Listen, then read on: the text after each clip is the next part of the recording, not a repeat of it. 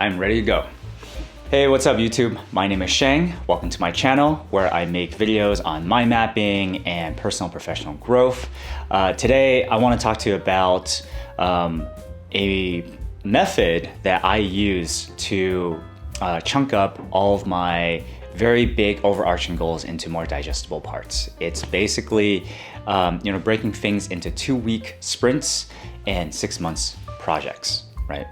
So what that means, or first of all, why is this important? Why is chunking up your goals important? So overarching goals, big ambitious goals, are very difficult to achieve just by nature of what they are, right? So for example, if you're trying to write a book, you're trying to start a new YouTube channel, a new business, or getting back into shape, these are all more long-term kind of things that's going to take months or even years for some people, right? And if you're like me, and you have commitment issues, for example, it's difficult to actually just stick on the same thing for a long, sustained period of time. And this is where chunking things up, segmenting things up, and making interim goals is really, really important. It might not even be big, ambitious goals. Maybe it's just to get yourself out of a rut, right? So this is actually exactly what happened to me in the beginning of the year. I was definitely stuck in a kind of limbo state. 2020 was actually a really important, very productive year for me personally. And then at the turn of the year, I went through definitely a down cycle, right? I didn't really know what I wanted to do next. I felt pretty stressed out. And life was in a pretty chaotic state, right? And I wasn't really feeling like doing anything. And as you know, my YouTube channel took a 8-month hiatus. It's a pretty long ass time. So in order to get back into it after so much inertia, it takes a lot of work, right? So even though it's not an ambitious goal to restart something like YouTube, you do need to inject a lot of initial energy to get you back on track. And getting back into the game definitely seemed pretty daunting at the time. So what I did was I came across an article from Tim Ferriss, and where he said one of the ways he sees life is 2-week experiments and 6-month projects, right? The whole philosophy behind this is so that 2-week experiments, it doesn't require a lot of commitment, right? It just requires you to make a few achievable goals and just stick to those. 2 weeks is not a very long time. And I was like, you know what? That makes sense. That makes a lot of sense. Let's try that. And then 6-month projects. So basically in the process of your 2-week experiments, if something jumps out at you, something that you really gravitate towards, then you can turn that into a 6-month project, right?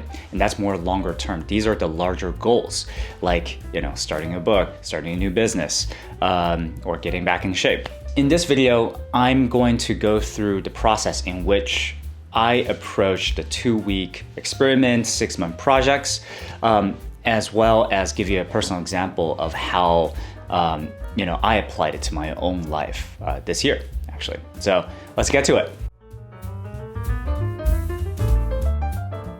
The way that I approach the 2-week experiment and 6-month project system is that I will start with the overarching goals, right? Those big ambitious goals.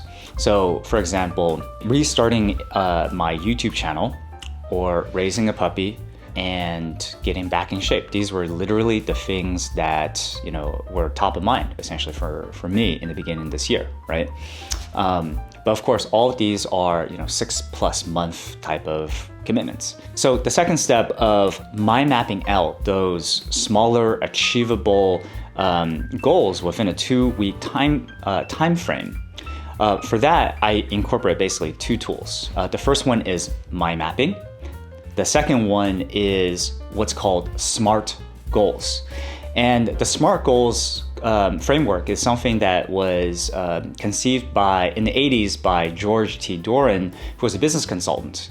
And what it stands for is S stands for specific, M stands for measurable, A is achievable, R is realistic, and T is time frame. So in your mind map, you want to divide out the nodes of basically the major categories, right? So let's say for me, it's getting back in shape, or my sleeping schedule and diet. They all fall under what I call body, right?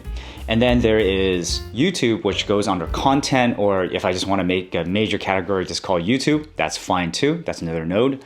And then finally, it could be community, or building friendships and relationships. So these are just examples of essentially mind mapping out those components. And then what you want to do is expand on those nodes following the SMART goals framework, which means that each of the child nodes, subnodes, needs to be a specific, measurable, attainable, and realistic goal.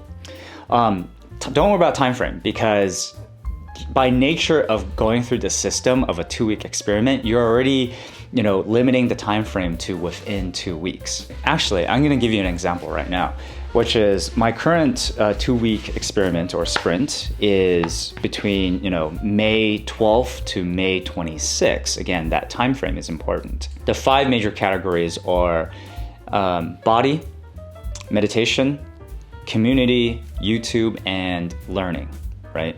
So for body, in order to be smart in terms of goal setting, I've got, so basically sleep by 11 o'clock, Sunday to Thursday. I'll lock down my electronics. I literally put down all my electronics by 10 p.m. I want to be able to wake up by 6:30 a.m. and do exercise and pursue my morning routine and meditate for 10 minutes, right? So all of these are very, very specific. They are also measurable. So for example, by 11 p.m., by 10 p.m., meditating for 10 minutes, right? These are all very specific and measurable. Attainable. So 10 minutes a day of meditation is definitely achievable or attainable, right? It's possible, it's within the realm of possibility. I do the same thing for learning, which is 30 minutes daily of reading, watching masterclass for 30 minutes as well. So that's basically guaranteeing that I'm gonna get 1 hour of learning outside of work. So the reason why I mind map out these components is so that I actually can see them in a visual way that, for example, I don't wanna be overwhelmed with too many things, right? It's very easy to make a laundry list of SMART goals, but at the end of the day, if you have too many of them, they're not really attainable, nor is that realistic within a 2-week time frame. If you're starting out, I would recommend maybe just having 3 major categories so that you're not overwhelming yourself. It's especially important when you first start to be very focused and get those small wins. After you have mind mapped out your goals, your SMART goals, is to publicly commit. So what I do is I like taking a picture after I've mapped out my next 2-week sprint or experiments and share them over stories. I also have an accountability partner. Sometimes that's my roommate, sometimes it's my friends, that, hey, these are the things that I want to achieve in the next 2 weeks, right? This was phenomenally helpful when I first started doing this in the beginning of the year to get myself out of this rut. So definitely hold yourself accountable. Don't rely on your own self-discipline, right? Find accountability partners. The next step is execute. So just focus on it, right? Now that your goals are set, don't think about them, just go execute until the end of the 2 weeks when you can slow down and actually have a retrospective. So this is really key. This is literally going back to your original mind map and then going through and trying to figure out, hey, what is it that I have achieved out of this, right? Can I cross out certain things? How many things can I cross out? It's gonna give you such a huge tailwind for the next set of sprints or experiments. So during this time, I like to actually combine both my retrospective as well as planning for the next experiment, the next 2-week experiment, right? So what I'll do is I'll review this current one, and I'll have another piece of paper or my journal nearby, and I'll actually draw out the next set of goals. And often it is a continuation of the last 2 weeks, right? Just building upon the 2-week sprints, 2-week experiments, essentially.